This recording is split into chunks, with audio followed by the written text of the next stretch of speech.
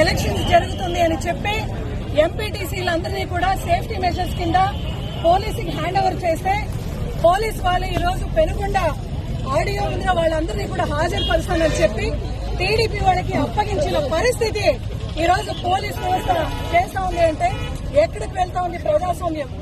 నిజంగా ఫ్యాక్షన్ కి full stop పెట్టిన జగన్మోహన్ రెడ్డి గారు ఈ రోజు మళ్లీ కొట్టుకునేట్లా పోలీస్ వ్యవస్థనే ఈ రోజు చేస్తా ఉంది, ఎంకరేజ్ చేస్తున్నారు.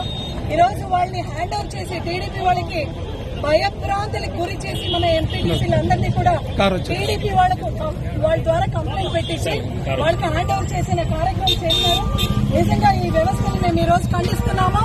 మళ్లీ ఈ పెనుగొండగడ్డ పైన కానీ రాప్తాడుగడ్డ పైన కానీ వాళ్లే ఈ రోజు పోలీస్ వాళ్ళ ఫ్యాక్షనిజం ని ఎంకరేజ్ చేసే విధంగా చేస్తున్నారు. ఖచ్చితంగా ఈ రోజు ఈ పోలీస్ యంత్రాంగం, అధికార యంత్రాంగం అందరినీ కూడా కొట్టుకుంటున్నారు. చూడండి ఆడ కొట్టుకుంటున్నారు. పరిస్థితులు చేజారి విధంగా పోలీసులు వివరించినారు.